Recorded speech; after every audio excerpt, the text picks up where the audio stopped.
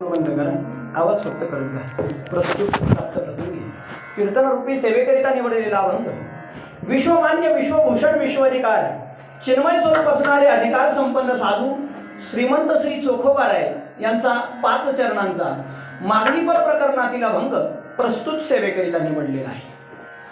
प्रस्तुत सेवेकरिता निवडलेला अभंग माझ्या श्रीमंत श्री चोखोबारायांचा आहे. कोण चोखोबाराय?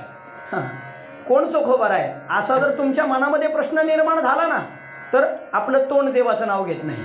काय? आपलं तोंड देवाचं नाव घेत नाही.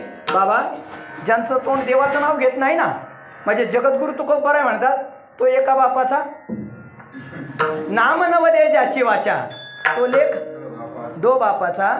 ज्याचं तोंड देवाचं नाव घेत नाही ना, तो 2 बापाचा, असं तुकाराम महाराज म्हणतात.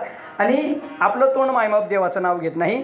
पण जे मेल्यानंतर ज्यांची हाडं विठ्ठल विठ्ठल म्हणत होती ना, ते माझे श्रीमंत श्री चोखोबाराय. जयाची असती विठ्ठल विठ्ठल स्मरणी, ओवाळीची सत्यभामा राही माता रुक्मिणी. जे मेल्याच्या नंतर ज्यांची हाडं सुद्धा विठ्ठल विठ्ठल म्हणत होती ना, ते म्हणजे माझे श्रीमंत श्री चोखोबाराय. कोण चोखोबाराय असा जर तुमच्या मनामध्ये प्रश्न निर्माण झाला ना, तर आपल्या प्रत्येकाला काहीतरी कुलदैवत असतं की नाही? आपला प्रत्येकाचा काहीतरी देव असतो, कोणीतरी देव असतो. पण त्या विटेवरच्या मालकाला विचारा, त्याचा देव कोण आहे? चोखा माझा जीव, चोखा माझा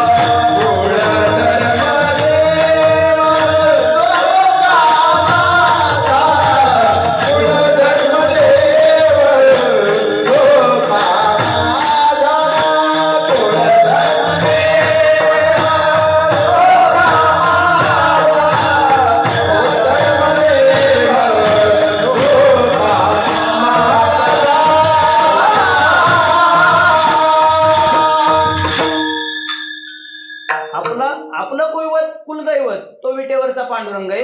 पण त्या पांडुरंग परमात्म्याचं कुलदैवत जर काय असेल, तर ते म्हणजे माझे श्रीमंत श्री चोखोबाराय. आणि त्या चोखोबारायांचा प्रस्तुत सेवेकरिता निवडलेला अभंग, अभंगाच्या माध्यमातून माझे श्रीमंत श्री चोखोबाराय पंढरीश पांडुरंग परमात्म्याकडे मागणी मागतात. आणि ते मागणं मागत असताना माझे चोखोबाराय म्हणतात, देवा मला तू पुत्र दे. पण देवा तो पुत्र असा दे का साऱ्या जगाने त्याला बाबा म्हटलं पाहिजे. काय म्हटलं पाहिजे? बाबा. मग बाबा म्हणजे काय? आसाराम बाबा का? बाबा म्हणजे आसाराम बाबा नाही.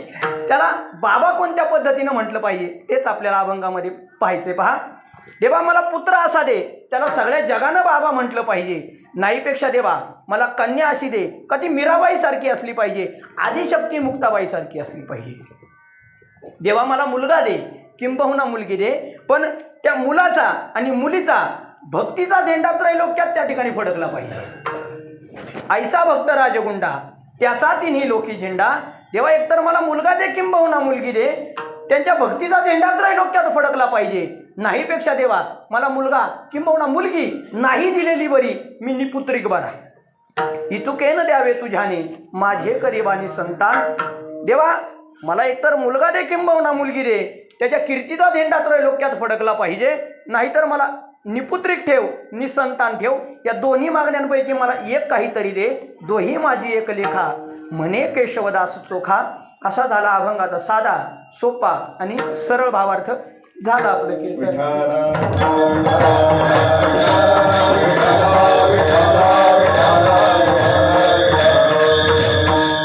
प्रस्तुत सेवेला सुरुवात करण्यापूर्वी परिहार द्यायचा तो असा की सालाबादप्रमाणे 32व्या वर्षामध्ये आपल्या परमपवित्र शिरवलीतर्फे आळे गावामध्ये सालाबादप्रमाणे संपन्न होणारा भक्तराज हनुमंतरायांच्या दरबारामध्ये संपन्न होणारा अखंड नामयज्ञ सोहळा. आणि या नामयज्ञ सोहळ्यामध्ये आज जागराची सेवा माझ्यासारख्या अल्पज्ञानी व्यक्तीच्या वाट्यावर ज्यांच्या माध्यमातून आली ते आपल्या गावचं भूषण हरिभक्तपरायण तुकाराम महाराज डावकर बाबांनी या सेवेसाठी फोन केला. आणि या सेवेला मला ज्यांनी आज्ञा केली ते हरिभक्तपरायण डॉक्टर गजानन महाराज काळे महाराजांच्या आज्ञेतून तुम्हा सर्वांच्या सेवेचा योग या ठिकाणी प्राप्त झाला. मी तुम्हा सर्वांच्या चरणी विनम्र भावानं त्या ठिकाणी प्रणिपात करतो आणि माझ्या कीर्तन रूपी सेवेला सुरुवात करतो. विठ्ठल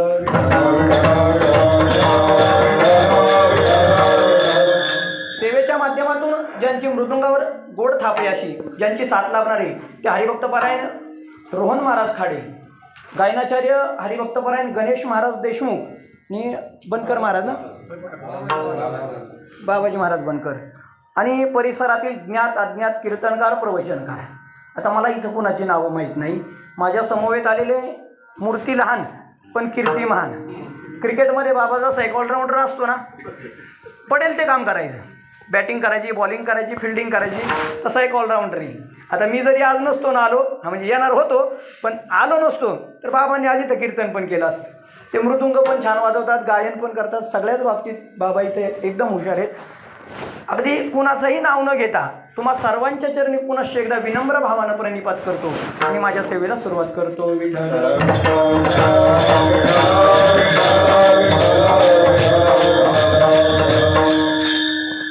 प्रस्तुत अभंगाच्या माध्यमातून माझे श्रीमंत श्री जगद्गुरु तुकोबराय पंढरीश पांडुरंग परमात्म्याकडे मागणी मागतात.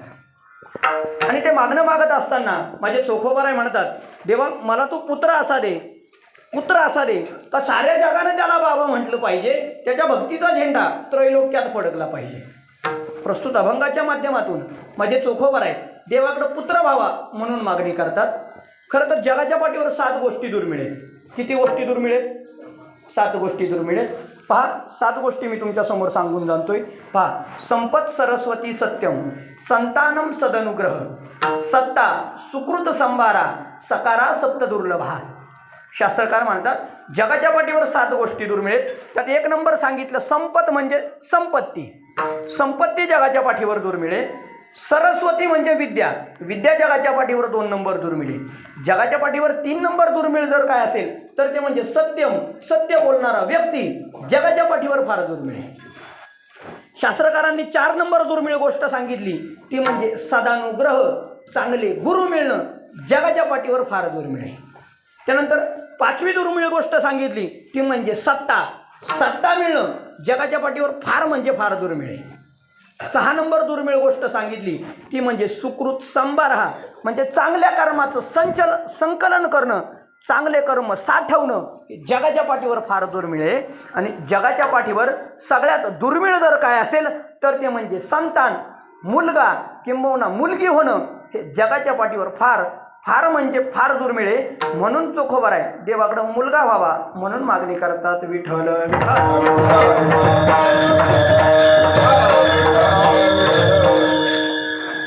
जगाच्या पाठीवर 7 दुर्मिळ गोष्टी आहेत. त्या 7 गोष्टी मी तुमच्या समोर सांगितल्या होत्या. पहिली गोष्ट काय सांगितली होती?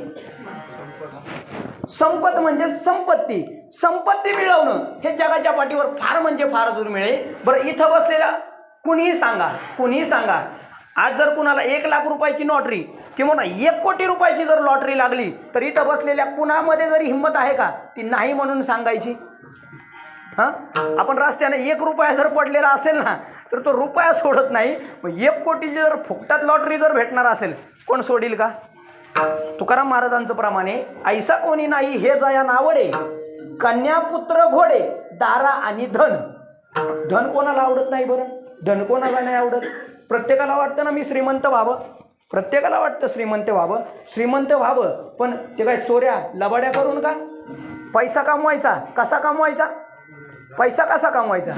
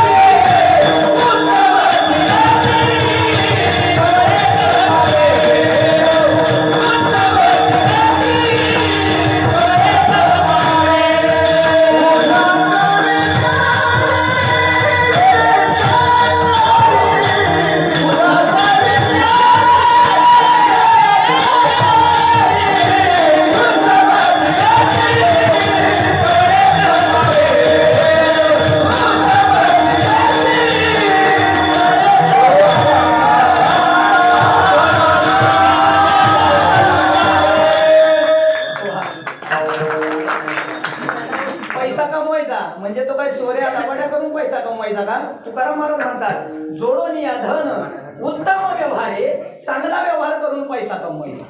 बरं, एखाद्यानं चांगला व्यवहार करून पैसा कमवला, चांगला व्यवहार करून त्यानं प्रामाणिकपणे कष्टही केलं, अमाप कष्ट केले, पण त्याच्या प्रारब्धात जर पैसा नसेल तर, त्याच्या प्रारब्धात जर पैसा नसेल तर तुकाराम महाराज म्हणतात, तुमच्याजवळ अन्न मान आणि धन हे तुमच्या प्रारब्धावर अधीन. अन्न मान धन हे तो प्रारब्ध अधीन. तुम्ही प्रयत्न कितीही करा, पण तुमच्या प्रारब्धात जर श्रीमंती लिहिलेली नसेल ना, तर तुम्ही दारिद्र्य अवस्थेतच राहणार. पण तुमच्या प्रारब्धामध्ये जर पैसा लिहिलेला असेल ना, तुम्ही खाटेवर बसा. कुठं कुठं बसा? हा, देव वरून तुम्हाला पैशाचा पाऊस पडेल. आपण म्हणतो ना, अल्ला देतोय तो छप्पर फाडके देत आहे. काय झालं, एका गावामध्ये एका मोठ्या कीर्तनकारांचं कीर्तन चालू होतं. एक व्यक्ती कधी कीर्तनाला जात नव्हती, पण योगायोगानं ती व्यक्ती कीर्तनाला गेली, कीर्तनामध्ये बसली आणि महाराजांनी सांगितलं, अन्नमान धन हे तो प्रारब्ध अधीन. तुम्ही कष्ट नाही केले ना तरी चालेल, तुमच्या प्रारब्धात जर पैसा जर असेल, तुमचं प्रारब्ध जर अनुकूल असेल ना, तर पैसा तुमच्या घरी चालत येईल. महाराजांनी प्रमाण दिलं होतं, अन्न मान आणि धन हे तो प्रारब्ध अधीन. त्या माणसाने फक्त तेवढंच लक्षात ठेवलं. बाबा त्याला तेवढंच लक्षात ठेवलं, अन्न मान आणि धन हे माझ्या प्रारब्धाच्या हातामध्ये. मग माझ्या प्रारब्धामध्ये जर अन्न असेल, माझ्या प्रारब्धामध्ये जर धन असेल ना, ते मला घरात खाटेवर बसून भेटेल. असा त्या व्यक्तीनं निर्धार केला. दुसऱ्या दिवसापासून त्यानं उपवास धरायला सुरुवात केली. नियम काय धरला होता, माझ्या प्रारब्धात जर अन्न असेल, माझ्या प्रारब्धात जर पैसा असेल, तर तो मला या खाटेवरच भेटेल. बिचारा 2 दिवस उपाशी राहिला, 2 दिवस उपाशी राहिला. पण माझ्या जगद्गुरु तुकोबारायांच्या वाचनावर त्याचा फार मोठा दृढ विश्वास होता. 2 दिवसानंतर त्याला थोडंसं वाटलं, आता घरात बसून कंटाळा आलाय, आपण थोडंसं जंगलामध्ये फेरफटका मारून येऊ. दुपारचं ऊन झालं, एका झाडाखाली बसला. झाडाखाली बसल्याच्या नंतर सहज मोकळा उद्योग म्हणून समोर एक छोटंसं रोपटं होतं. ते रोपटं आपल्या हातानं उपटलं, आणि जसं ते रोपटं उपटलं, त्या रोपट्याखाली एक सोन्याच्या मोहराने भरलेला हांडा होता. काय होता? सोन्याच्या मोहरांनी भरलेला हांडा होता. पण त्यानं नियम स्वतःला घालून दिला होता, काय? अन्नमान धन हे तो प्रारब्ध अधीन. हे धन जर माझ्या प्रारब्धात असेल, तर मला कुठं भेटेल? खाटेवर, माझ्या घरी भेटेल. त्यानं परत त्याच्यावर ते झाड लावलं आणि बिचारा घरी निघून गेला. घरी निघून गेला, त्याला रात्रभर झोप येत नव्हती, कारण धन डोळ्यासमोर दिसत होतं, पण स्वतःला नियम घालून दिला होता ना. पण योगायोग असा झाला, त्या रात्री त्याच्या घरी चोरी झाली. म्हणजे चोरी करायला काही चोर आले, पण त्याच्या घरात त्या चोरांना काही भेटलं नाही. त्यानं न राहून त्या चोरांना सांगितलं की तुम्ही जंगलामध्ये अमुक झाडाखाली जा, तिथं अमुक छोटंसं रोपटं आहे, त्याच्या खाली एक सोन्याच्या मोहरांनी भरलेला हांडा आहे, असं चोरांना सांगितलं. आता चोरच ते लगेच विश्वास बसला. गेले, पाहिलं, हांडा होता, पण हांड्यामध्ये काय दिसलं त्यांना? विंचू दिसले, साप दिसले आणि कोळसा दिसला. कुणाला? चोरांना. कारण ज्याच्या भाग्यात धन नाही ना, त्याला ते धन म्हणजे विंचू, साप आणि कोळसाच दिसणार. सर्प विंचू दिसे, धन अभाग्या कोळसे, तुकाराम महाराजांचं प्रमाण आहे. त्या चोरांना वाटलं याने आपल्याला फसवलं. त्यांनी त्या हांड्याच्या तोंडावर एक रुमाल बांधला आणि हांडा घेऊन त्याच्या घराकडे गेले. घराच्या छतावर चढले, एक कौल काढला. आता कौला होती पूर्वीच्या काळामध्ये घरांना, आता पत्रे आले, आता स्लॅब झाले नाही का. कौलं काढली, ते तोंड उघडलं त्या हांड्याचं आणि वरून त्या खांड्यावरती ओतलं. त्या हांड्यामध्ये काय भरलं होतं? नाही, विंचू, साप आणि कोळसे भरले होते ना. चोरांना काय दिसलं? आता चोरांना वाटलं आता हे साप विंचू याला चावणार आणि उद्या सकाळी याचं काय होणार. त्या हांडा खाली केला आणि चोर सकाळी निघून गेले आणि भल्या पहाटे याच्या घरासमोर गर्दी होती का काय म्हणून बघायला लागले.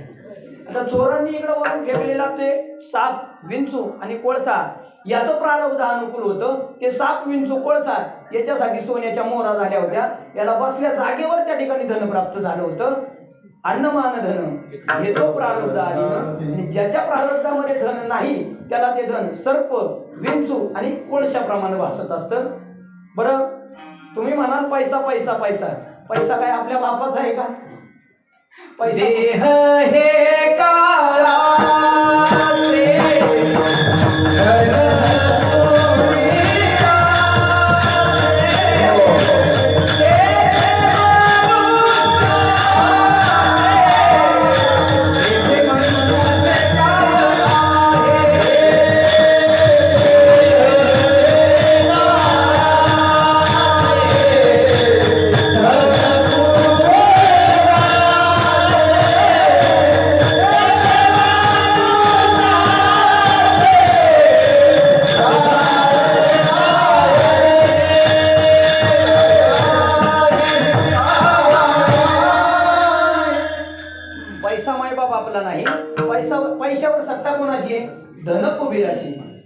पैशाचा पैसा आहे.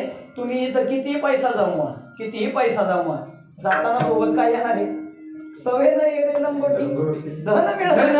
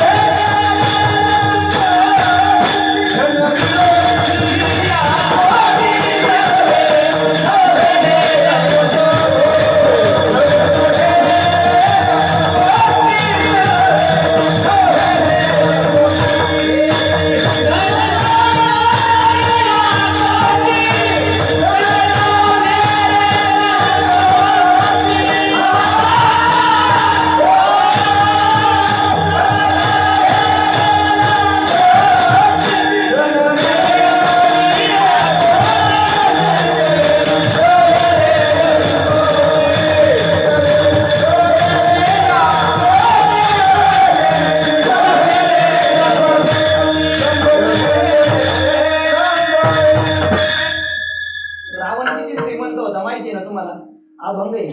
त्याच्या नगरामध्ये किती घरं सोन्याची होती, किती चांदीची होती ते थोडंसं बाजूला ठेवा. तुकाराम महाराजांचं एक प्रमाण देऊन जाईल का रावण ज्या भूमीमध्ये राहत होता, पाषाण परिस भूमी जांबूनद, आणि वंशाचा संबंध धाता याचा. रावण अब्रह्मदेवाच्या कुळामध्ये जन्माला आला होता, आणि रावणाची जी भूमी होती ना ती जांबूनद नावाच्या खडकापासून बनली होती, आणि तिथं परिस पाषाण परिस, तिथला प्रत्येक दगड पाषाण परिस होता. तिथला प्रत्येक दगड काय होता? परिस होता. मग ज्याच्या राज्यामधला दगड परिस आहे तो रावण किती श्रीमंत असेल बरं. मग त्याची घरं सोन्याची, त्याच्या चौकटी, ते सगळं बाजूला ठेवा. त्यातला दगड तरी आपल्याला भेटला असता ना. पण त्या रावणाला जाताना काही बरोबर घेऊन जाता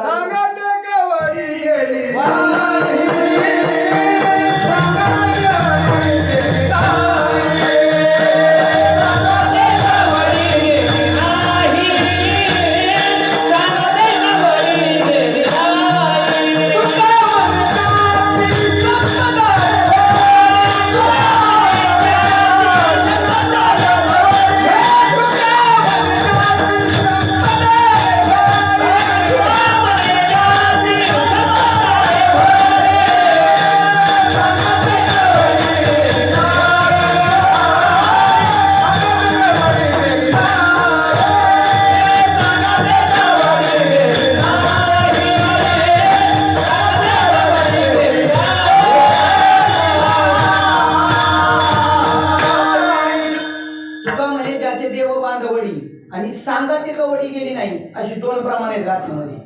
ज्याच्या बंदी खाण्यामध्ये 33 कोटी देव होती, एवढी त्याची श्रीमंती होती, त्याला कवडी सुद्धा घेऊन जाता नाही आली. मग तुम्ही किती संपत्ती दुर्मिळ जरी असली आणि किती जमवण्याचा प्रयत्न करा, संपत्ती तुमच्या हातात येईल का बरं? हा, तकदीर लिखी लक्ष्मी न हाटे हाटानेसे, आणि निर्धन कवी धनी न होय रात दिन कामानेसे. तुमच्या प्रारब्धात जर धन नसेल ना, तुम्ही किती प्रयत्न करा तुमच्या प्रारब्धात धन येणार नाही. आणि एखाद्यानं जर किती सत्यनारायणाची पूजा घातली आणि म्हटला अंबानी भिकारी झाला पाहिजे, कधीच होणार नाही, कारण ते त्याच्या प्रारब्धात. म्हणून जगाच्या पाठीवर एक नंबर दुर्मिळ गोष्ट सांगितली ती म्हणजे संपत्ती. जगाच्या पाठीवर 2 नंबर दुर्मिळ गोष्ट मी तुमच्या समोर सांगितली होती. काय? सरस्वती. सरस्वती म्हणजे विद्या. विद्या मिळवणं हे जगाच्या पाठीवर फारच दुर्मिळ. किती दुर्मिळ सांगू का? किती दुर्मिळ सांगू का? महिला मंडळ कधी घरी शेण पेटवण्याचा प्रयत्न केलाय का हो तुम्ही? बरं, आता उद्या जाऊन घरी शेण पेटवण्याचा प्रयत्न करा. कदाचित मी पुढच्या वर्षी आलो तर मला सांगा ते ओलं शेण पेटतंय का नाही? पेटेल का? हां, कारण ओलं शेण पेटवणं म्हणावं तेवढं सोपं नाही. त्या ओल्या शेणाप्रमाणे काहींची बुद्धी असते. तुम्ही त्याला किती सांगण्याचा प्रयत्न करा, किती सांगण्याचा प्रयत्न करा, पालत्या गड्यावर म्हणी पण तुमच्या पाठीत सांगा. बरं, महिला मंडळ गौरी पेटवली आहे का कधी तुम्ही? आता काय गॅस आलेत की जर आलेत त्याच्यामुळे गौऱ्या सुद्धा राहिल्या नाही, पण गौरी पेटवायला किती त्रास होतो, किती वेळा तिला फुंकर घालावी लागते, किती वेळा तो धुरा आपल्या डोळ्यामध्ये जातो, मग कुठंतरी गौरी पेटत असते. त्या गौरीप्रमाणे काहींची बुद्धी असते, एक गोष्ट त्याला 17 वेळा सांगावी लागते, मग कुठंतरी त्याच्या मेंदूमध्ये जात असते. काहींची बुद्धी त्या गौरीप्रमाणे असते, काहींची ओल्या शेणाप्रमाणे असते, आणि काहींची बुद्धी असते कापराप्रमाणे. कापराला माचीची काडी लावल्याच्या नंतर महिन्याने कापूर पेटतो की नाही? नाही. आईच समाप्ती कापुराच्या माती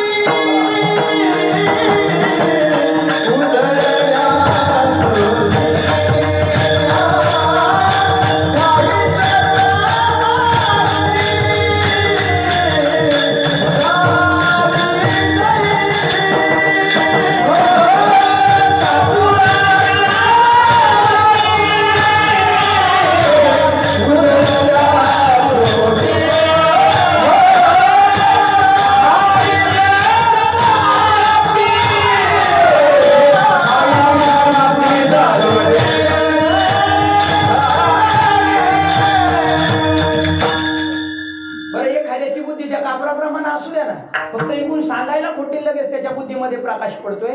तो किती हुशार असू द्या, किती हुशार असू द्यात ओंकार महाराज, पण त्याची बुद्धी ज्ञानोबारायांच्या हरिपाठामध्ये प्रमाणे त्याची बुद्धी जर भगवंतापर्यंत जात नसेल तर बुद्धीचे वैभव बुद्धीचे वैभव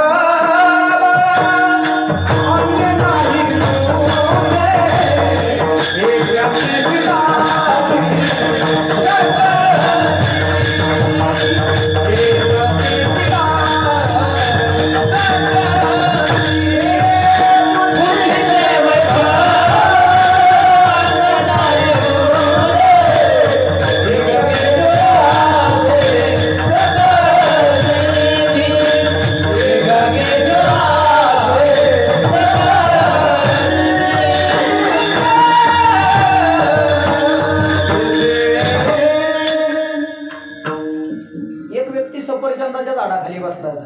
कुठं बसला होता? सफरचंदाच्या झाडाखाली. आणि वरून एक सफरचंद पडलं. काय पडलं? आता सफरचंदच पडणार ना वरून, सफरचंदाच्या झाडाखाली म्हटल्यावर. पण त्या व्यक्तीनं ते सफरचंद खाली पडल्याच्या नंतर त्याच्या बुद्धीमध्ये असा प्रकाश निर्माण झाला का हे सफरचंद वरतून खालीच का आलं, हे सफरचंद वरतून खालीच का आलं, असं रात्रंदिवस विचार करता करता त्यानं एका नियमाचा शोध लावला. मुलांना माहिती आहे का काय? गुरुत्वाकर्षण. त्या व्यक्तीचं नाव काय? न्यूटन. फार विद्वान व्यक्ती होता, फार विद्वान, फार हुशार होता, पण त्यानं ते सफरचंद खाली का आलं याचा विचार करण्याआधी जर हे सफरचंद कुणी बनवलं याचा जर विचार केला असता ना तर त्या न्यूटनचं आज मंदिर गावागावात झालं असतं. म्हणून प्रमाण दिलं बुद्धीचे वैभव अन्य नाही तुझे. तुम्ही तुमच्या बुद्धीचा उपयोग पांडुरंग परमात्म्याच्या प्राप्तीकरता केलं पाहिजे. अशी बुद्धी जर प्राप्त झाली तरच या बुद्धीचा उपयोग, नाहीतर पैसा कमवण्यासाठी तुम्ही कितीही बुद्धी प्राप्त करणार त्याचा काहीच उपयोग नाही. म्हणून जगाच्या पाठीवर 2 नंबर दुर्मिळ गोष्ट सांगितली होती, सरस्वती. बरं, एखाद्या बुद्धी जर निर्माण झाली किंवा ज्ञान प्राप्त झालं तर लगेच त्याच्या पाठीमागं लागतोय ना. काय लागतोय? अहंकार. अहंकार नवल अहंकाराचे पोटी विशेष न लगे अज्ञानापाठी सज्ञानाच्या झोंबे कंठी नाना संकटी नाचवे. एखाद्याला ज्ञान प्राप्त झालं का लगेच अहंकार येतो. म्हणून बुद्धी प्राप्त होणं आणि प्राप्त झालेली बुद्धी भगवंताच्या चरणी अर्पित करणं हे जगाच्या पाठीवर फार दुर्मिळ आहे. विठ्ठल 3 नंबर दुर्मिळ गोष्ट मी तुमच्या समोर सांगितली होती. काय? तुम्ही थोडासा विचार करा, मी लागलं तर चहा पिऊन आले. कारण काय होते बाबा, तुमच्यावर चरणावर दंडवत घालून सांगतो. कारण मी कीर्तनामध्ये विनोद करणारा, सासू सुनांच्या गप्पा गोष्टी सांगणारा, आईची गाणी बापाची गाणी म्हणणारा कीर्तन करणार. मला कीर्तन लागतं ते माझ्या जगद्गुरु तुकोबारायांच्या शांतीब्रह्म एकनाथ महाराजांच्या वचनाला धरून. भक्ती ज्ञानाविरुद्ध गोष्टी इतरांना कराव्या, प्रेम बरे वैराग्याच्या युक्ती विवराव्या. म्हणून मी माझं कीर्तन एका रेषेतच चालणार आहे. मी चिंतनाच्या बाहेर एक शब्द सुद्धा जाणार नाही. जगाच्या पाठीवर 3 नंबर दुर्मिळ गोष्ट सांगितली होती ती म्हणजे सत्यम, सत्य बोलणारा व्यक्ती. सत्य बोलणारा व्यक्ती जगाच्या पाठीवर फार म्हणजे फार दुर्मिळ आहे बाबा. आपण तर क्षणाक्षणाला खोटं बोलतोय आणि ते खोटं बोलण्याचं साधन प्रत्येकाच्या हातात आहे, कोणाच्या खिशात आहे की नाही? काय? मोबाईल. अगदी क्षणाक्षणाला आपण त्या मोबाईलवरून खोटं बोलतोय. एक राजा होता, तो त्याच्या जन्मामध्ये फक्त एकदा खोटं बोलला होता. ते पण देवानं त्याला सांगितलं होतं, धर्मराजा बोल, अश्वत्थामा मेला, माणूस किंवा हत्ती, नरो वा कुंजरो वा. देवानं त्याला खोटं बोलायला लावलं होतं. त्याचा परिणाम काय झाला होता? वदविले मुखे नारायणे धर्मा, अंगुष्टा त्या कर्मासाठी गेला. स्वर्गात जाताना त्या धर्मराजाचा अंगठा गळून पडला होता. का? का? किती वेळा? हा, आता तुम्ही इथं बसलेल्या कोणीच काळजी करायची नाही. कारण आपला मुक्काम नरकामध्ये 100% फिक्स आहे. कारण धर्मराजा एकदा खोटा बोललाय तर त्याचा अंगठा स्वर्गामध्ये गेला नाही. आपण क्षणाक्षणाला जर खोटं बोलत असू, आपल्या केसाचा कण तरी स्वर्गात जाईल का? तुका म्हणे सत्यकर्म व्हावे साह्य, घातली या भय नरका जाणे. तुकाराम महाराजांचं प्रमाणे सत्यकर्म आचर्य रे बापा, सत्यकर्म आचर्य, सत्यकर्म आचर्य होईल हित आणि वाढेल दुःख असत्याचे. सत्य बोलणारा व्यक्ती जगाच्या पाठीवर फार दुर्मिळ आहे. 3 दुर्मिळ गोष्टी तुमच्या समोर सांगून झाल्या. पहिले सांगितलं होतं संपत म्हणजे संपत्ती, दुसरं सरस्वती, तिसरं सत्य बोलणारा व्यक्ती जगाच्या पाठीवर फार दुर्मिळ आहे. 4 नंबर दुर्मिळ गोष्ट जर काय असेल ती म्हणजे सदानुग्रह. चांगले गुरु मिळणं हे जगाच्या पाठीवर फार दुर्मिळ आहे.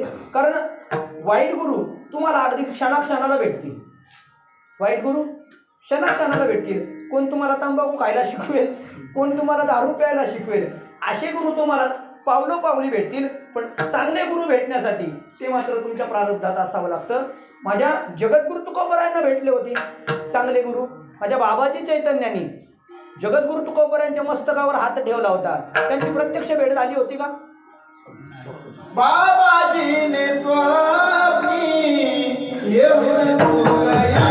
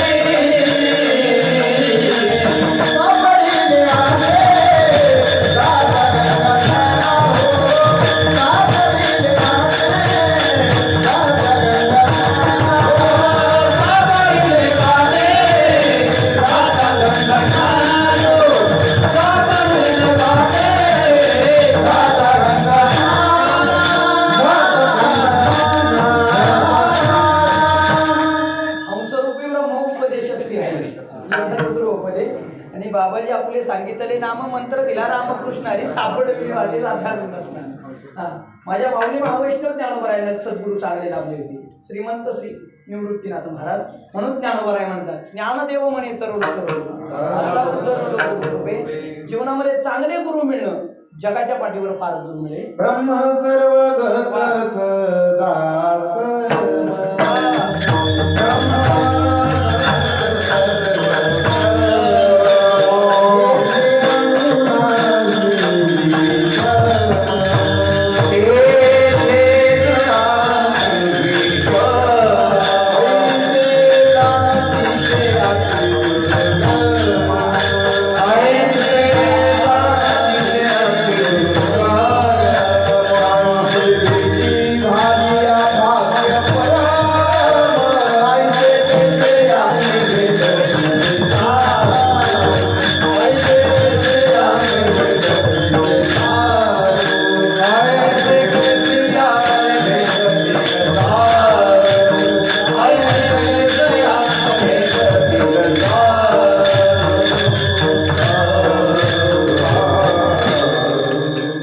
महाराजांचं प्रमाणे सद्गुरू मिळणं जगाच्या पाठीवर फार दुर्मिळ, फार दुर्मिळ. म्हणून 4 नंबर दुर्मिळ गोष्ट सांगितली होती. साधानुग्रह, चांगले गुरु मिळणं जगाच्या पाठीवर फार दुर्मिळ. 5 नंबर दुर्मिळ गोष्ट मी तुमच्या समोर सांगितली होती. काय? तुम्हाला कशाला आणते म्हणा ना आता.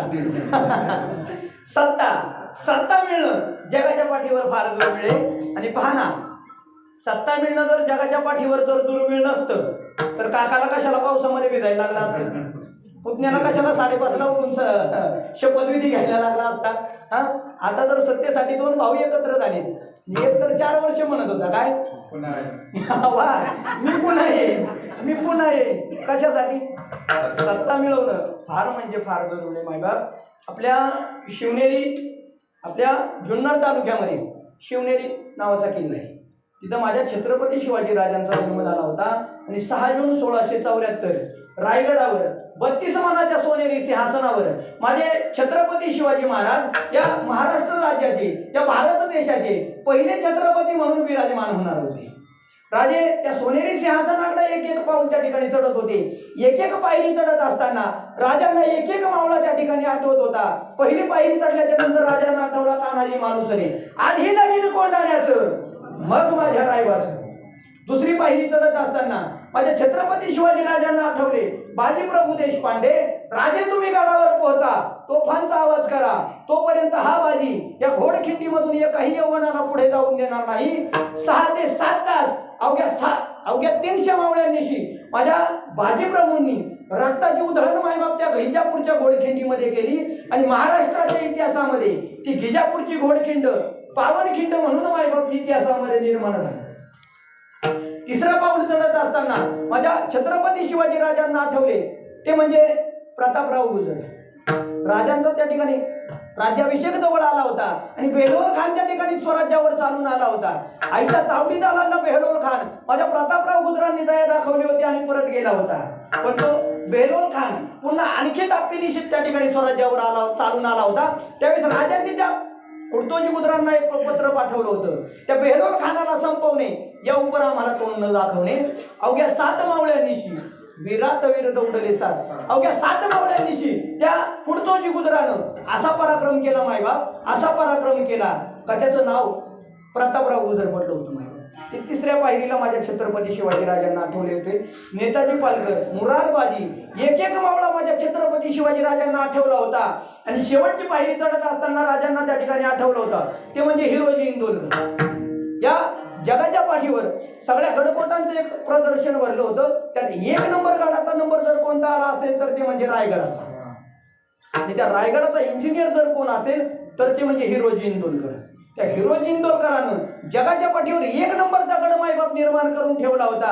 आणि माझ्या छत्रपती शिवाजी राजांजवळ फक्त एकच विनंती केली होती, राजे मला त्या पायरीवर लिहायचंय सेवेठाई तत्पर हिरोजी इंदोरकर. एक पायरी चढत असताना राजांना एका मावळ्याचं बलिदान आठवत होतं. आणि मग माझे राजे त्या 32 मनाच्या सोनेरी सिंहासनावर बसले होते. माझ्या छत्रपती शिवाजी राजांना विचारा, सत्ता मिळवणं किती दुर्मिळ? सत्ता मिळवणं किती दुर्मिळ? माझ्या छत्रपती शिवाजी राजांना विचारा. 5 नंबर दुर्मिळ गोष्ट तुमच्या समोर सांगून झाली. 6 नंबर दुर्मिळ जर गोष्ट काय असेल तर ती म्हणजे सुकृत संभारा, चांगल्या कर्माचं संकलन करणं हे जगाच्या पाठीवर फार दुर्मिळ आहे. तुम्ही जर एखादं वाईट कर्म केलं तर त्या कर्माची परतफेड करायला यावं लागतंय ना पुन्हा. केले कर्म झाले त्याची भोग आले उपसले मेले ऐकती. केले कर्म झाले त्याची भोग आले उपसले मेले ऐकती. केले कर्म झाले त्याची भोग आले उपसले मेले ऐकती. केले कर्म झाले त्याची भोग आले उपसले मेले ऐकती. केले कर्म झाले त्याची भोग आले उपसले मेले ऐकती.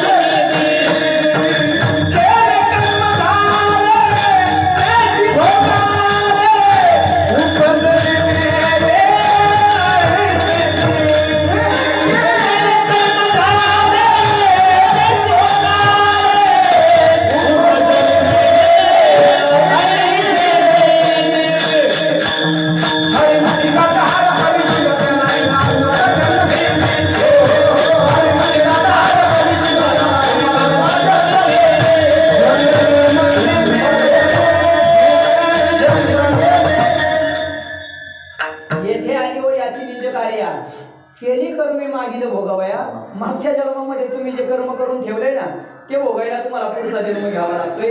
अगा तर मी जे उरावे हे सुख दुःखे फळावे आणि तया ते भोगावया यावे ते हाय का. म्हणून माणसानं चांगल्या कर्माचं संकलन केलं पाहिजे, कारण वाईट कर्म तुम्हाला फेडावंच लागतं. पण चांगलं कर्म जर असेल तर त्या चांगल्या कर्माच्या जोरावर मनती संसारी जन्म मग यज्ञाधिक कर्म कीजे मग स्वर्ग सुख भोगीजे मनोहर करणे ते ह्याची करा जयामध्ये नारायण शुद्ध पुण्य तेची एक. तुम्हाला जर स्वर्गाची प्राप्ती वैकुंठाची प्राप्ती करायची असेल तर तुम्ही चांगलं कर्म केलं पाहिजे. आणि चांगल्या कर्माचं संकलन करणं हे जगाच्या पाठीवर फार फार म्हणजे फार दुर्मिळ आहे. विठ्ठल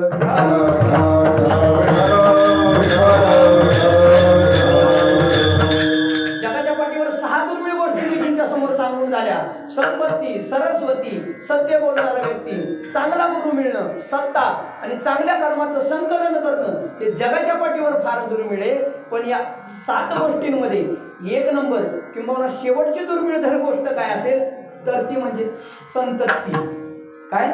संतती, मुलं होणं फार म्हणजे फार दुर्मिळ आहे. थोडंसं विनोदाने बोलतो बाबा, माफी मागून. ज्यांना मुलं झालीत ना त्यांचा विषय सोडा, पण ज्यांना झाली नाहीत त्यांना विचारा मुलं होणं किती दुर्मिळ आहे. विठ्ठल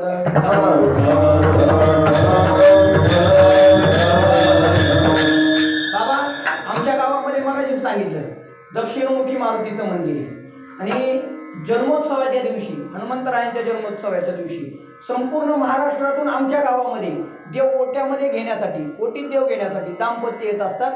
त्यांना मुलं बाळ होत नाहीत ते, आणि आमच्या मारुतीरायाच्या प्रसादाने त्यांना मुलं बाळ होतात. ते काय येत असतील तिथं, कारण मुलं होणं म्हणावं तेवढं सोपं नाही, त्यातल्या त्यात चांगली मुलं होणं हे म्हणावं तेवढं सोपं नाही. आणि विचारा ना त्या दशरथ राजाला, दशरथ राजाला विचारा किती बायका होत्या दशरथ राजाला? 3 का 4? आता तुम्ही विचार करा. 3ही नव्हत्या आणि 4ही नव्हत्या. तुमच्या गावात रामायण झाले का कधी? नाही झालं ना. दशरथ राजाला बायका होत्या 703. किती? आता माझं जर खोटं वाटत असेल तर वाल्मिकीला जाऊन विचारा. दशरथ राजाला 703 पत्नी होत्या, तरी सुद्धा पोटी संतान होतं का? पुत्रप्राप्तीसाठी त्याला श्रावण बाळाचा वध करावा लागला होता. श्रावण बाळाच्या वधानंतर श्रावण बाळाचे आई वडील त्या ठिकाणी मरण पावले होते. तिघांच्या मृत्यूनंतर दशरथ राजाच्या पोटी पुत्र जन्माला आला होता. पुत्र होणं हे म्हणावं तेवढं सोपं नाही माईबाप, फार म्हणजे फार दुर्मिळ. म्हणून तर चोखोबारा देवाकडे पुत्र व्हावा म्हणून मागणं करतात. कोण चोखोबारा आहे? कसा झाला चोखोबारा यांचा जन्म? कसा झाला चोखोबारा? कोरेगाव आपल्या साताऱ्याजवळ एक छोटंसं गाव होतं. त्या गावामध्ये एक पाटील राहत होता. कोण राहत होता? पाटील राहत होता. त्या पाटलाच्या पदरी एक गडी कामाला होता. त्याचं नाव होतं सुदामा येसकर. त्याच्या बायकोचं नाव होतं सावित्रीबाई. तो सुदामा जातीनं महार होता. कोण होता?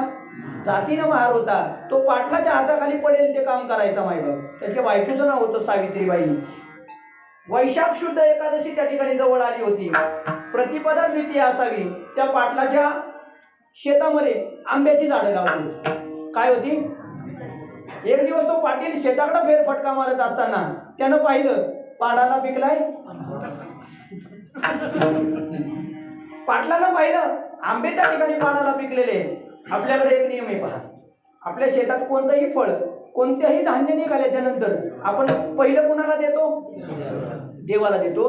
त्या पाटलानं ठरवलं सगळ्या आंब्याच्या झाडांमधून पिकलेले आंबे त्या ठिकाणी खाली काढले. त्या सुदामाला बोलवलं आणि सांगितलं यातले निवडक 100 आंबे काढ आणि माझ्या पंढरीश पांडुरंग परमात्म्याला त्या ठिकाणी नेऊन दे. त्यानं 100 आंबे मोजून काढले आणि त्या पाटलानं सोबत एक चिठ्ठी लिहिली पंढरपूरच्या बडव्यांच्या नावानं. ती चिठ्ठी घेऊन तो सुदामा आणि ती सावित्रीबाई पंढरपूरच्या दिशेनं पायी पायी निघाले.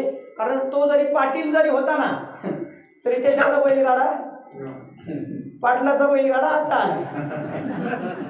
मी गाण्याचं नाही सांगत बरं का, त्या काळात बैलगाडा नव्हता. त्या सावित्रीची सुद्धा बऱ्याच दिवसापासून मनामध्ये इच्छा होती, धनी मलाही दाखवा ना.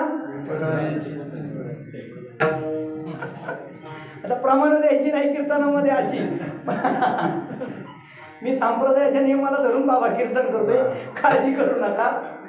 पत्नीनं सांगितलं होतं मला पंढरपूर पाहिजे. डोक्यावर यानं निम्मे आंबे घेतले आणि तिने निम्मे आंबे घेतले होते आणि प्रवास करत करत दर मदल करत करत एक एक मुकाम पार करत करत ते दोघे पंढरपूरच्या जवळ राहून आले होते आणि पंढरपूर तिथून काहीतरी 4-5 कोस असावं. दुसऱ्या दिवशी शुद्ध एकादशी होती, वैशाख शुद्ध एकादशी होती आणि भल्या पहाटे उठले, स्नान केलं आणि पंढरपूरच्या दिशेने निघाले. सकाळचे 5-5:30 वाजले असेल. तेवढ्यात माझ्या विटेवरच्या मालकानं ब्राह्मणाचं रूप घेतलं आणि त्या सुदामा यसकराला माझा पंढरपूरचा मालक ब्राह्मणाच्या वेशामध्ये आडवा झाला आणि सांगितलं, मला प्रचंड भूक लागली, तुझ्या पेटीमध्ये काहीतरी फळ दिसते, डालीमध्ये काहीतरी फळ दिसते, मला ते फळ खायला दे. त्यावेळेस त्या सुदामा यसकरानं देवाला त्या ठिकाणी नकार दिला, त्या ब्राह्मणाला नकार दिला. तो ब्राह्मण थोडासा पाठीमागे गेला. सावित्रीबाई पाठीमागून येत होती. तिचं आईचं काळीज होतं, माहिती आईचं काळीज होतं. त्या ब्राह्मणानं तिला सांगितलं, मला फार भूक लागलेली आहे, मला तुझ्या पेटीमध्ये काहीतरी फळ दिसतंय, ते फळ मला खायला दे. तिनं न राहून एक आंबा त्या ब्राह्मणाच्या हातामध्ये दिला. माहिती न राहून एक आंबा त्या ब्राह्मणाच्या हातामध्ये दिला. तो ब्राह्मण म्हणजे कोण होता? साक्षात जगाचा मालक होता मायबाप. त्यानं तो आंबा घेतला आणि आपल्या तोंडाला लावला आणि तो आंबा मायबाप चोखायला सुरुवात केली. पण तो आंबा नेमका आंबट होता. त्यानं तो आंबा घेतला आणि त्या सरस्वतीच्या हातामध्ये दिला आणि सांगितलं, आंबा आंबट आहे, मी निघून जातो. सरस्वतीने तो आंबा आपल्या पदरामध्ये ठेवला आणि पदर आपल्या कमरेला मायबाप खोवला. प्रवास करत करत पंढरपूर पर्यंत गेले. चंद्रभागेचं स्नान केलं, पुंडलिकरायाचं दर्शन घेतलं आणि पंढरपूरच्या महाद्वारातून बडव्यांना आवाज दिला. कारण त्या काळामध्ये महार समाजाला, खालच्या जातीतल्या समाजाला माझ्या विटेवरच्या मालकाच्या दर्शनासाठी मंदिरामध्ये जाऊ दिलं जात नव्हतं. माहिती आतून अनंत शास्त्री नावाचे बडवे त्या ठिकाणी बाहेर आले आणि ती चिठ्ठी त्यांच्या हातामध्ये दिल्याच्या नंतर आंबे त्या ठिकाणी एक एक आंबा मोजायला सुरुवात केली. आंबे किती दिले होते? पण आंबे मोजल्याच्या नंतर आंबे 124 भरत होते. किती भरत होते? 124. एक वेळा मोजले 124, 2 वेळा मोजले 124. सहज त्या सुद्धा मला विचारलं, का रे एक आंबा नेमका कुठे गेला?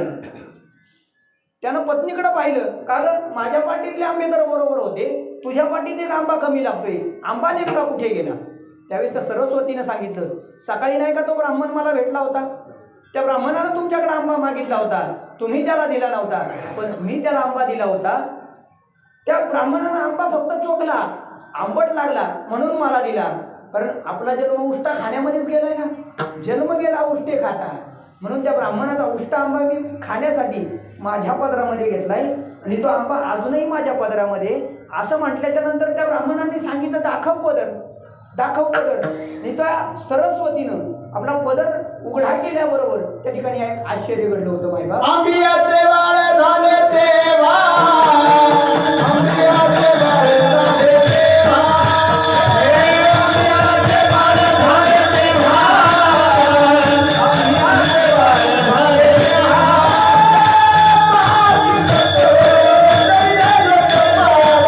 पहाटी सकर पंढरीवर पार, पहाटी सकर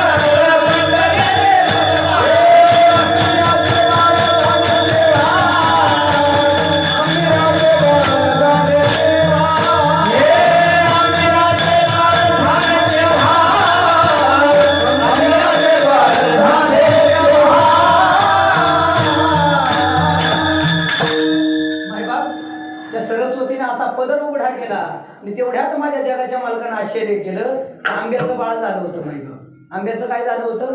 पहाती सकळ पंढरीचे लोक पाड आंबियाचे बाळ झाले ते बाळ. मायबाप तो आंबा देवानं चोखला होता. आंबा कुणी चोखला होता? म्हणून त्या बाळाचं नाव काय ठेवलं?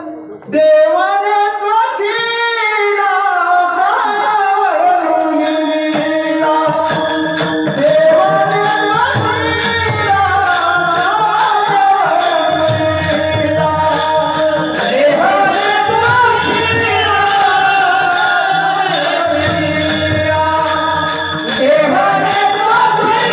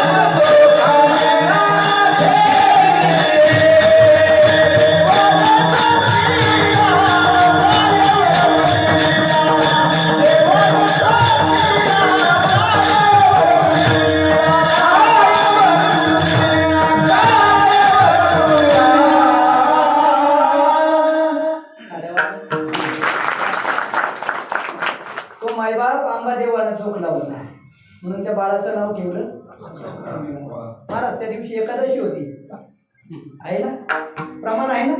शुद्ध एकादशी अंबादेवाने चोखिला, शुद्ध एकादशी अंबादेवाने चोखिला, शुद्ध एकादशी अंबादेवाने चोखिला, शुद्ध एकादशी अंबादेवाने चोखिला, देव चोखाय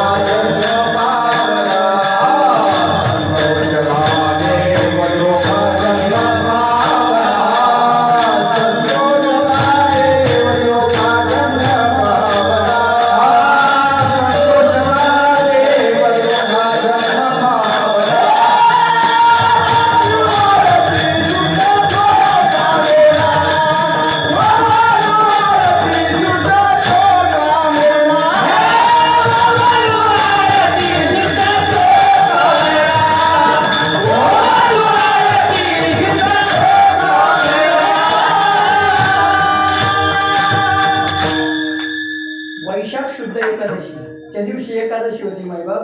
एकादशी दिवशी माझ्या जगाच्या मालकानं आंबा चोखला होता म्हणून चोखा मेळा नाव माझ्या चोखोबाऱ्यांचं पडलं होतं. जातीनं महार समाजामध्ये जन्माला आले होते, पण जातीमध्ये काय ठेवलंय मायबाप?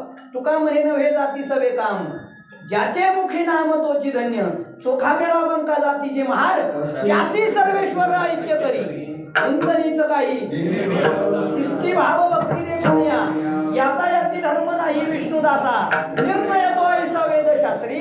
मायबाप जातीनं महार होता, पण लहानपणापासून त्याला माझ्या पांडुरंग परमात्म्याचं वेळ लागलं होतं. पांडुरंग ध्यानी, पांडुरंग म्हणी, जागृती स्वप्नी पांडुरंग. मायबाप हा समाज त्या चोखोबरायांना मंदिरामध्ये येऊन देत नव्हता. हा समाज माझ्या चोखोबरायांना कीर्तनामध्ये येऊन देत नव्हता.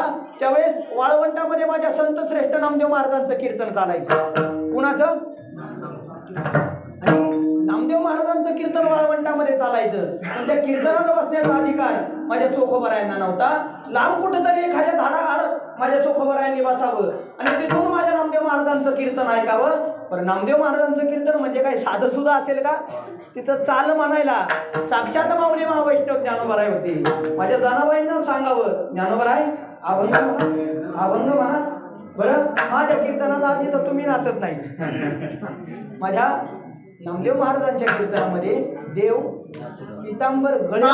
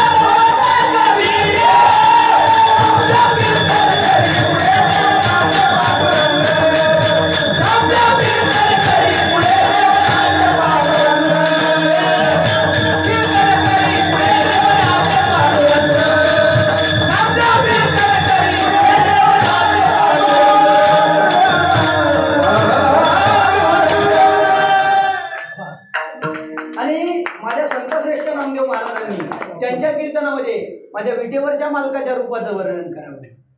काय सुंदर आहे रूप, काय सुंदर आहे. त्या रूपाचं वर्णन करताना माझे माऊली महावैष्णव ज्ञानोबा आहे आपल्या बुद्धिजीवी साजनीला म्हणतात, अगं साजनी मी ते रूप पाहिलं. रूप पाहता रोशनी, रूप पाहता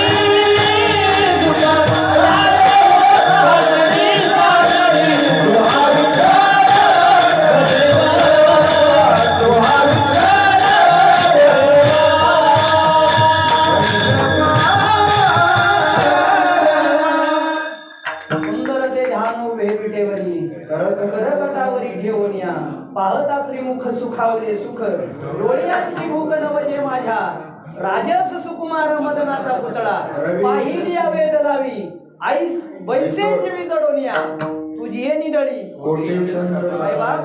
नामदेव महाराजांनी वर्णन केलं माझ्या विटेवरच्या मालकाच्या चेहऱ्यावर कोटी चंद्राचा कोटी सूर्याचा प्रकाश आहे आणि असं वर्णन मायबाप माझ्या चोखोबारायांनी ऐकलं आणि चोखोबारायांच्या मनामध्ये इच्छा निर्माण झाली का त्या विटेवरच्या मालकानं मला दर्शन द्यावं. पण हा समाज मायबाप माझ्या चोखोबारायांना मंदिरामध्ये जाऊन देत नव्हता आणि एक दिवस न राहून चोखोबारायांनी ठरवलं आपण रात्रीचं मंदिरामध्ये जायचं आणि माझ्या विटेवरच्या मालकाचं दर्शन घ्यायचं. रात्रीचे 12 वाजले, शेज आरती झाली, मंदिराचा दरवाजा त्या ठिकाणी बंद करून बडवे मायबाप त्या ठिकाणी निघून गेले आणि 12:30 वाजता माझ्या चोखोबारायांनी मायबाप देवाचं मंदिर उघडलं. महाद्वारातून आत जात जात त्या सभामंडपातून आत जात जात माझे चोखोबाराय जसजसे देवाजवळ येत होते ना तेवढ्यात मायबाप एका बडव्याला त्या ठिकाणी जागा आली होती. बडव्याला जागा आली होती. सगळ्या बडव्यांना त्या ठिकाणी जागा केलं होतं मायबाप आणि सगळ्या बडव्यांनी मिळून माझ्या श्रीमंत श्री चोखोबारायांना मायबाप काठीनं मारलं होतं. काठी केवळ मायबाप माझ्या चोखोबारायांच्या मांडीवर पाठीवर त्या ठिकाणी उठले होते आणि मंदिरातून हाकलून माझ्या चोखोबारायांना मायबाप त्या बडव्यांनी बाहेर ढकललं होतं. शिव्या देवनी महारा म्हणती देव बाटवीला. चोखोबाराय घराकडे गेले मायबाप. अंतरंगामध्ये इच्छा होती माझ्या जगाच्या मालकानं मला दर्शन द्यावं. ते चोखोबाराय देवाला म्हणत होते देवा अरे एक वेळ ऊस अशुद्ध असेल देवा एक वेळ ऊस अशुद्ध असेल पण त्या ऊसामधला रस मायबापा अशुद्ध नाही. मायबाबा हा चोखा एक वेळ अशुद्ध असेल जातीनं पण या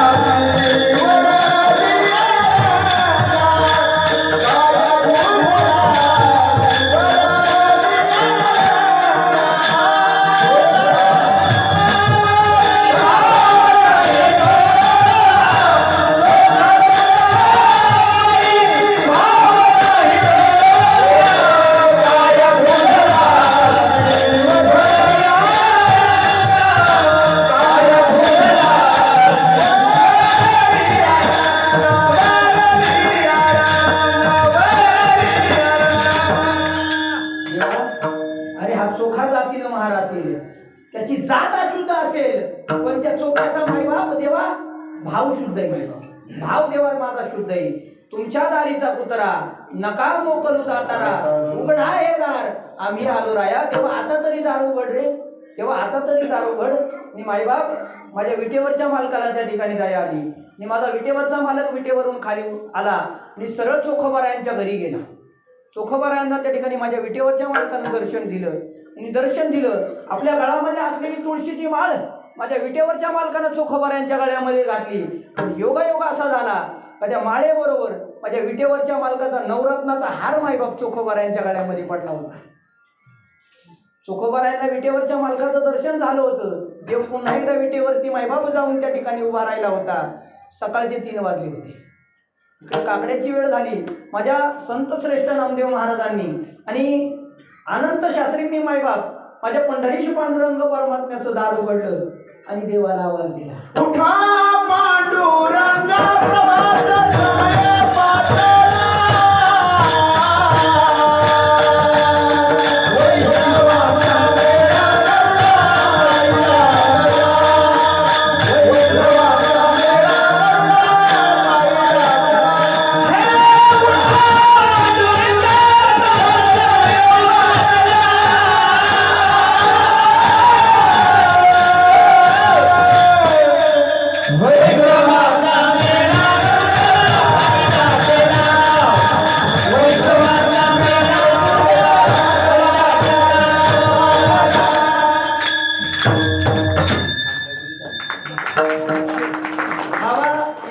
साखर ठेवायला लागत. माझ्या हातात जेवढी बसणार नाही ना तेवढी प्रत्येकाच्या तोंडामध्ये मी साखर. काय कीर्तनाला मर्यादा आहे. जवळपास फक्त 15 मिनिटं राहिलेत. आता मी काय फार मोठा कीर्तनकार नाही. मला जसं जमेल तसं मी अभंग सोडवण्याचा प्रयत्न करतोय. वेळेची मर्यादा आहे. नाहीतर 5 चरणाचा अभंग आहे. अजून 2 तासात आपला 1 चरण सोडून नाही झालं. 5 चरण सोडवायची म्हणजे कमीत कमी किती तास पाहिजे मग? 10 तास पाहिजे. हा म्हणजे काकडा करूनच तुम्ही मला घरी सोडा नाही का?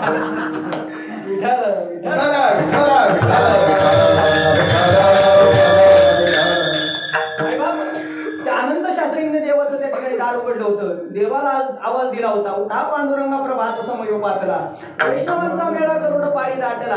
आणि देवाला त्या ठिकाणी आंघोळ घालत असताना, वस्त्र परिधान करत असताना त्या अनंत शास्त्रींच्या लक्षात आलं, देवाच्या गळ्यामध्ये जो नवरत्नाचा हार होता ना, तो नवरत्नाचा हार त्या ठिकाणी दिसत नाही.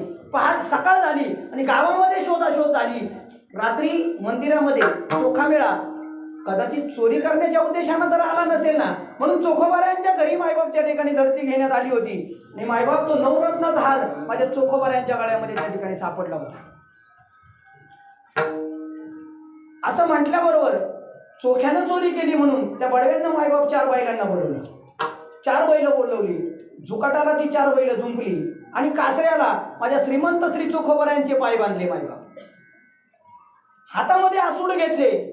आसूड बैलांच्या पाठीवर त्या ठिकाणी मारणार, बैल उधळणार आणि माझ्या चोखोबाऱ्यांच्या रक्ताच्या चिळकांड्या संपूर्ण पंढरपूरच्या परिसरामध्ये त्या ठिकाणी पसरणार.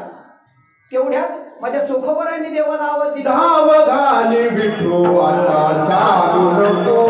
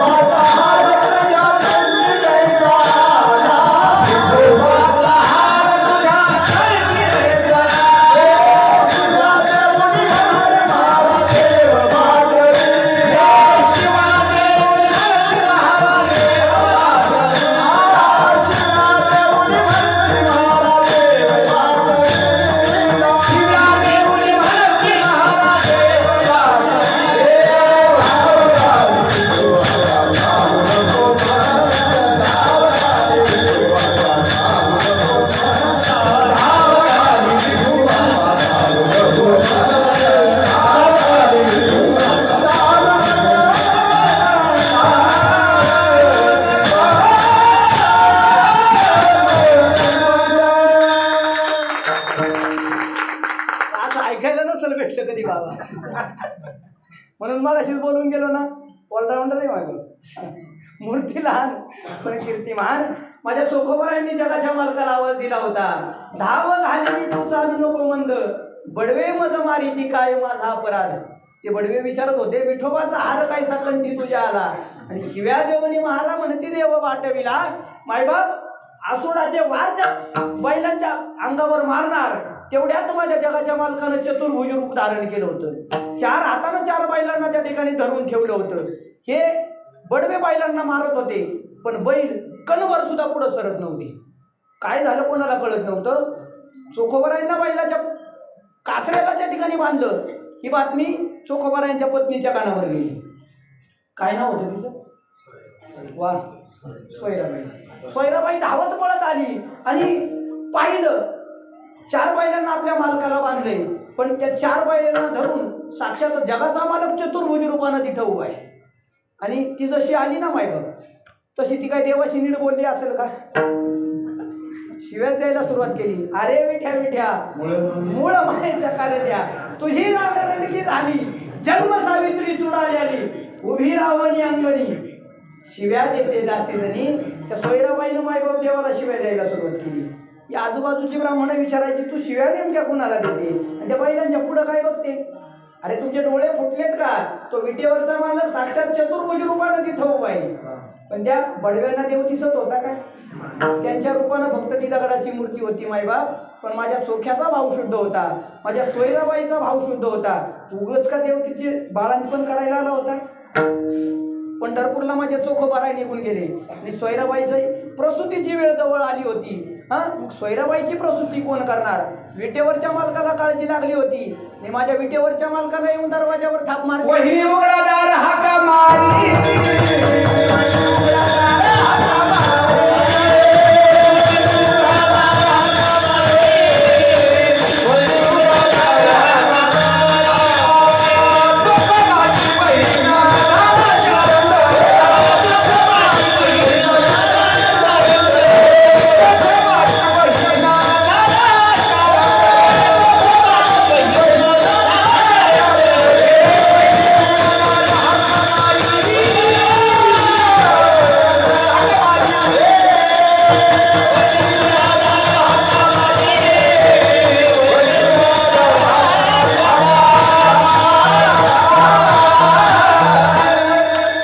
चोखोबरायांच्या पत्नीची डिलेवरी करायला साक्षात विटेवरचा मालक येत होता, पण चोखोबरायांचा अधिकार मायबाप त्या पंढरपूरच्या लोकांना कळला नव्हता. चोखोबरायांचा अधिकार सांगू का? सांगू. एकदा स्वर्गामध्ये अमृत नाचलं. काय नाचलं? स्वर्गीय अमृतासी रोग झाला पाहिजे. अमृता फडणवीस नाही बरं का, स्वर्गीय अमृतासी रोग झाला पाहिजे. अमृताला स्वर्गामध्ये रोग झाला, पण ते रोग झालेला अमृत माझ्या चोखोबरायांनी त्या अमृतामध्ये करंगळी घातली. हां, शुद्ध झालं होतं. एवढा माझ्या चोखोबरायांचा अधिकार होता. चोखयाचे घरी शुद्ध होय अमृत, एका जनार्दनी मात काय हे सांगू. त्या चोखोबरायांच्या घरी मायबाप देव रात्रंदिवस जेवायला जात होता. तुम्ही पंढरपूरला जर कधी गेले, महाद्वाराच्या बाहेर चोखोबरायांची समाधी, त्या चोखोबरायांच्या समाधीच्या वरती एक फोटो लावला आहे. पंढरपूरला गेल्याच्या नंतर बारकाईनं पहा, त्या फोटोमध्ये चोखोबार आहे, त्यांची पत्नी देवाला, इंद्राला, नारदाला आणि नामदेव महाराजांना जेवण वाढल्याचं चित्र आहे तिथं. कधी पंढरपूरला जर गेले तर पहा, चोखोबरायांचा अधिकार एवढा होता. देव त्यांच्या घरी जेवायला येत होता. नोहे नोहे जनावर ओढायला चोखोबरायांना देव मदत करत होता. नरहरी सोनारा घडू फुंकू लागे, चोखा मिळ्या संगे डोरे ओढी मायबाप. एवढा चोखोबरायांचा अधिकार होता, पण तो समाज पंढरपूरच्या मंदिरामध्ये माझ्या चोखोबरायांना जाऊन देत नव्हता. पण ज्यावेळेस चोखोबरायांचा अधिकार त्या समाजांना, त्या बडव्यांना कळाला, त्यावेळेस त्या पंढरपूरच्या विटेवरच्या मालकाच्या दर्शनासाठी दरवाजा माझ्या चोखोबरायांना कायमस्वरूपी उघडा झाला. आता रात्रंदिवस माझे चोखोबराय माझ्या विटेवरच्या मालकाच्या दर्शनाला जात होते आणि रात्रंदिवस माझ्या विटेवरच्या मालकाचं भजन करत होते. त्या भजनाचा परिणाम चोखोबरायांच्या भक्तीचं कर्ज माझ्या विटेवरच्या मालकाच्या डोक्यावर झालं होतं. म्हणून ज्या वेळेस चोखोबराय मंदिरामध्ये जायचे, त्यावेळेस देव चोखोबरायांना विचारायचा, चोखोबराय काहीतरी मागा. पण चोखोबरायांनी चांगला अभ्यास केला होता. काही मागणे हे आम्हा अनुचित, वडिलांची रीत जाणत असो, तुका म्हणे करी ब्रह्मांड ठेंगणे, हात पसरी जिने धिक्क त्याचे. चोखोबराय देवाकडे काही मागत नव्हते. पण एक दिवस सोयराबाईने सांगितलं होतं, आपल्या पोटी संतान नाही, किमान देवाकडे आपल्याला पुत्र व्हावा तरी असं तरी मागा. आणि मग दुसऱ्या दिवशी चोखोबराय पुन्हा मंदिरामध्ये गेले. त्याही वेळेस देवाची मान मायबाप शर्मीने खाली गेली होती. ते ऋणवैपण देखोनी अंगी, मी आपुलियाची उत्तीर्णत्वा लागी, भक्ताची येतनु त्यागी परिश्चर्या करी. त्या ऋणातून उतराई होण्यासाठी देवानं विचारलं, चोखोबराय काहीतरी मागा. देवा, तुला मला जर द्यायचं असेल ना तर हेच दे का पांडुरंगा. मला द्यायचं जर असेल तर हेच दे. देवा, माझ्या पोटी पुत्र असा दे का त्या पुत्राला साऱ्या जगानं बाबा म्हटलं पाहिजे. ऐसा पुत्र देगा देवा, ऐसा पुत्र देगा देवा, ऐसा पुत्र देगा देवा, ऐसा पुत्र देगा देवा.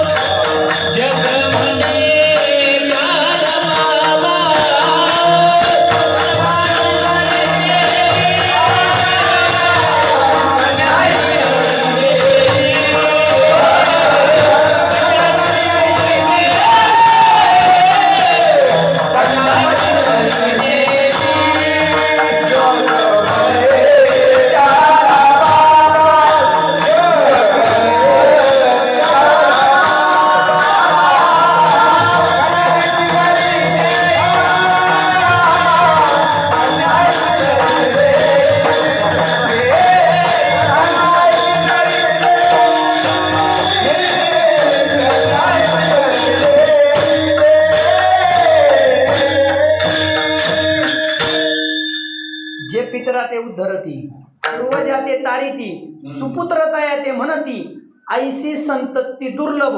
पुत्र कोणाला म्हणायचं? जे पूर्वजा ते तारिती, पितरा ते उद्धरती, जे आपल्या मेलेल्या पितरांचा उद्धार करतो त्याला म्हणायचं पुत्र. नरकाचे 24 प्रकार आहेत. आता 2 सांगून जातो, 22 तुम्ही घरी जाऊन अभ्यास करा, कारण सगळं सांगायला मी तर काही उक्त नाही घेतलेलं आहे. रव आणि पू नावाचे 2 नरकातले प्रकार आहेत. त्या नरकामध्ये गेलेल्या पितरांचा जो उद्धार करतो त्याला काय म्हणायचं? पुत्र. असा पुत्र माझ्या पोटी घाल म्हणून चोखोबाराय देवाकडे विनंती करतात. आपल्याला जे होतं ते अपत्य, जे आपल्याला आपत्तीमध्ये टाकतं त्याचं नाव काय? अपत्य. पुत्र जो पूर्वजांचा उद्धार करतो. प्रभू श्रीरामचंद्रांच्या वंशावळीमध्ये 21व्या वंशाला भागीरथ नावाचा राजा जन्माला आला होता. धन्यवंशी जन्मला भागीरथ आणि गंगा आणून पूर्वज केले मुक्त. त्यानं आपल्या पूर्वजांचा उद्धार करण्यासाठी स्वर्गातून गंगा पृथ्वीवर आणली होती. त्या भागीरथ राजाप्रमाणे एक मुलगा पोटी जन्माला यावा म्हणून चोखोबाराय म्हणतात, देवा मला पुत्र दे. पण त्या पुत्राला लोकांनी बाबा म्हटलं पाहिजे. पुरे एकच पुत्र माये पोटी, हरिस्मरणे उद्धरे कुळे कोटी, नाही का? खरं तर मी असं म्हणेल की महिलांनी 3 मुलांना जन्माला घातलं पाहिजे. किती किती? आता तुम्ही म्हणशाल महाराज इथं सरकारचा कायदा आहे हम दो हमारे, हां किंबहुना हम दो हमारा एक. आता तुम्ही तर म्हणता इथं 3 मुलांना जन्माला घालायचं. 3 मुलांना जन्माला घालायचं असं नाही, एकाच मुलाला जन्माला घालायचं. पण तो मुलगा 3 कोटीमध्ये बसला पाहिजे. जननी जने तो शूर जने, भक्त जने या दाता जने, नाही तो जननी वांज बली क्या खोवेगा नूर. आईनं मुलगा जन्माला घालायचा भक्तराज माझ्या हनुमंतरायांसारखा, आईनं मुलगा जन्माला घालायचा दानशूर माझ्या कर्णासारखा, आईनं मुलगा जन्माला घालायचा माझ्या धर्मवीर छत्रपती शिवाजी राजांसारखा, आईनं शूर मुलगा जन्माला घालायचा माझ्या धर्मवीर संभाजी राजांसारखा. पुरे एकची पुत्र माये पोटी, हरिस्मरणे उद्धरे कुळकोटी. आणि त्या पोराला सगळ्या जगानं बाबा म्हटलं पाहिजे. कोणी बाबा म्हटलं पाहिजे? आणि आपण संतांना काय म्हणतोय? बाबाच म्हणतोय ना. आहे का प्रमाण त्याला काही? अर्भकाचे साठी तैसे संत जगी क्रिया करोनी दाविती अंगी. पहा, ज्या माझ्या माऊली महावैष्णव ज्ञानोबरायांनी ज्ञानेश्वरी सारखा महान ग्रंथ निर्माण करून ठेवला, ज्या माझ्या माऊली महावैष्णव ज्ञानोबरायांनी रेड्याच्या मुखातून वेद बोलाविला, ज्या माझ्या ज्ञानोबरायांनी भिंत चालवली, त्या ज्ञानोबासारखा एक पुत्र जन्माला यावा त्याला लोकांनी बाबा म्हणावं. म्हणून चोखोबाराय म्हणतात ऐसा पुत्र देगा देवा, जग म्हणे त्याला बाबा. एक पुत्र जन्माला यावा माझ्या श्रीमंत श्री तुकोबारायासारखा, ज्यांनी निर्माण केलेला गाथा माणसाला सोडा, हां दगडाला पाण्यावर घेऊन तरंगला आणि ज्यांना न्यायला साक्षात जगाचा मालक आला होता. हां जया पूजिले आदरे पांडुरंगे, विमानस्थ केले प्रयाण प्रसंगे. ज्यांची पूजा साक्षात देवानं करावी असा तुको बा जन्माला यावा. प्रयाण काळी देवी